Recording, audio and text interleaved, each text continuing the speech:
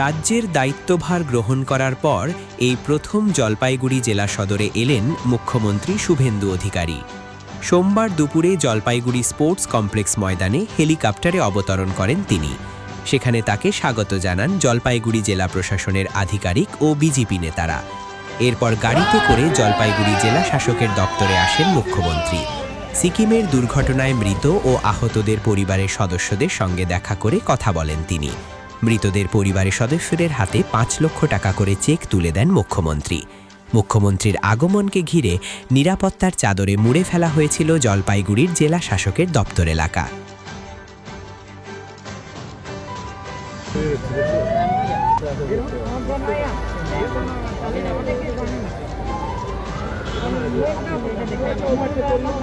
আরে বের হও।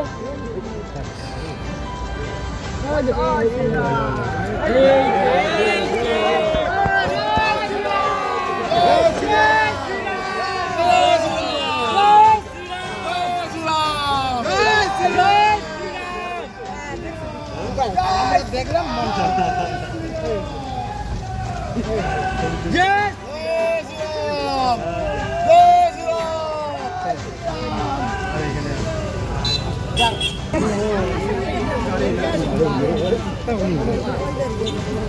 সাহায্য না, এটা হচ্ছে মানবিক এবং দায়িত্ববোধ থেকে আসা।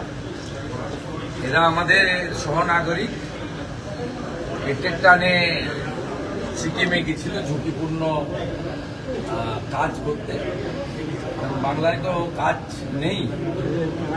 এখন আমরা এসেছি ধীরে ধীরে কাজ দেব এবং ফিরবে সবাই।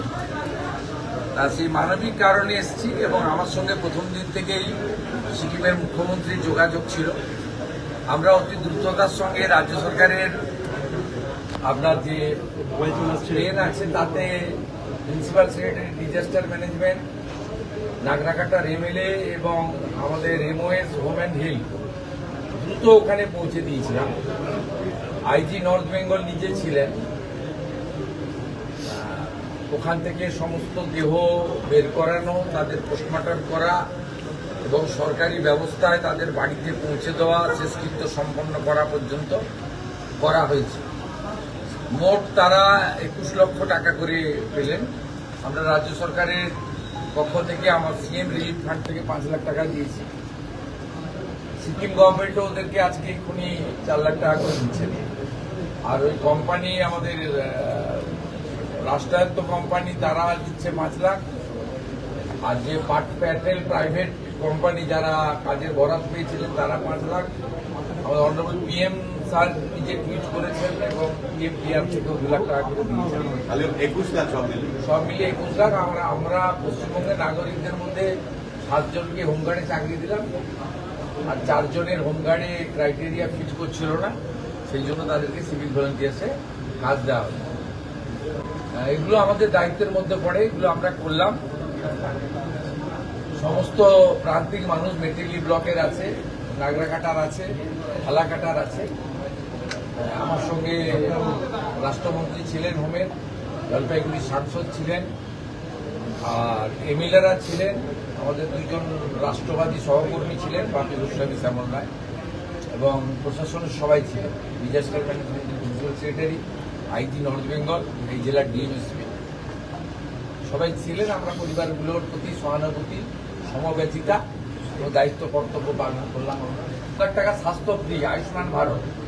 ১৬ই আগস্ট আয়ুষ্মান দিবস ঘোষণা করা হয়েছে, যেটা আগের সরকার খেলা হবে দিবস করেছিল। কারণ ১৯৪৬-এর ওই দিন যা গ্রেট ক্যালকাটা কিলিং হয়েছিল সুরাবর্দির নেতৃত্বে, ১০,০০০ হিন্দু খুন হয়েছিল। আমরা ওই দিন আয়ুষ্মান দিবস করছি এবং সেই দিন আয়ুষ্মান ভারতের কার্ড বিতরণও শুরু হবে। যারা আয়ুষ্মান ভারতের কার্ডে আসছে না, এমনিতেই ৭০ ঊর্ধ্ব সবাই পেয়ে যাচ্ছে, সেখানে কোনো নিয়ম নেই। সিনিয়র সিটিজেন সবাই পাচ্ছেন। এই রাজ্যে ৪০ লক্ষ সিনিয়র সিটিজেনকে আমরা কার্ড দিচ্ছি। যারা আয়ুষ্মান ভারতে আসছেন না তার জন্য রাজ্য সরকার নিজস্ব স্কিম ডিক্লেয়ার করেছে, মুখ্যমন্ত্রী স্বাস্থ্য বীমা যোজনা। আয়ুষ্মান ভারতের মতোই গোটা ভারতবর্ষ জুড়ে ৫ লক্ষ টাকা পর্যন্ত আয়ুষ্মান ভারত যে যে হসপিটালে বা প্রাইভেট হসপিটালে, গভর্নমেন্ট হসপিটালে পান, সেখানে সেখানে মুখ্যমন্ত্রী স্বাস্থ্য বিমাতেও 5 লাখ টাকা পর্যন্ত নাম কিভাবে তোলা যাবে, কবে থেকে? চিকিৎসা। নামটা কিভাবে তোলা যাবে আর কবে থেকে তোলা যাবে? মানুষ যারা তুলবে। এমনি আয়ুষ্মানের পোর্টাল তো চলছে, স্বাস্থ্যসাথীর কার্ড থেকে রোল আউট হয়ে যাবে। যতক্ষণ না এটা কমপ্লিট হচ্ছে ততক্ষণ স্বাস্থ্যসাথীর কার্ড, স্বাস্থ্যসাথী ভ্যালিড থাকবে। মানে একটাতে গেলে আর একটা বন্ধ হবে, কোনো মানুষের, সাধারণ মানুষের অসুবিধা হবে না। তাই আমি বলবো এটা উন্নয়নের অমৃতকাল। এই অমৃতকালে পরিযায়ী শ্রমিকরা ফিরতে শুরু করুন ধীরে ধীরে। এর সঙ্গে উত্তরবঙ্গে অনেকগুলো ইন্ডাস্ট্রির পরিকল্পনা আমরা নিয়েছি। আমাদের ওদিকে যেমন মালদাতে আম লিচু ফুড প্রসেসিং ইউনিট হচ্ছে, মাখানাকে নিয়ে আমরা কাজ করব। এদিকে আপনার আমাদের আনারস এবং ভুট্টার উপরে ফুড প্রসেসিং এর আমাদের কাজ হবে। কুলাইপঞ্জি চালের উপরেও আমরা অনেকগুলো ব্যবস্থা নিয়েছি। এবং আপনারা জানেন মাননীয় অমিত শাহজি তিনি এসেছিলেন, আমুলকে আমরা দুটো জায়গা দিচ্ছি, দক্ষিণবঙ্গে 15 একর এবং উত্তরবঙ্গে 15 একর। তারা আইসক্রিম ফ্যাক্টরি করছে। উত্তরবঙ্গে কোথায়? উত্তরবঙ্গে জায়গা চিহ্নিত করে ফেলেছে শিল্প দপ্তর। পেয়ে যাবেন, যেদিন হ্যান্ড ওভার হবে দেখতে পাবেন। তাড়াহুড়া করেন না। বলছি, তৃণমূল আমলে বহু বাগান বন্ধ হয়েছে এবং সেই চা বাগানগুলোরই শ্রমিক বিশেষ করে ভিন রাজ্যে যাচ্ছে এবং মাঝে মধ্যে আর দুর্ঘটনা যেতে হবে না। প্রধানমন্ত্রী চা শ্রমিক যোজনাতে আমরা ঢুকে গেছি, 330 কোটি টাকা বরাদ্দ হয়েছে। প্রধানমন্ত্রী চা শ্রমিক যোজনাতে বন্ধ চা বাগানের শ্রমিকরা সমস্ত রকম আর্থিক সাহায্য পাবে। আর যে 25টা বাগান বন্ধ আছে, ইতিমধ্যে শ্রমমন্ত্রী অর্জুন সিং এবং এখানকার টি বোর্ডের চেয়ারম্যান মিস্টার মুরুগান তারা ব্যবস্থা নিয়েছেন। আমরা আশা করছি 2-3 মাসের মধ্যে 10-12টা চা বাগান খুলে দেওয়া যেতে পারে। এইভাবে আমরা সব দিক থেকে দেখছি উত্তরবঙ্গ প্রাণে, হৃদয়ে, মনে আছে। 10 সপ্তাহের মধ্যে আমার মনে হয় 5-6টা থেকে আসা হয়ে গেল।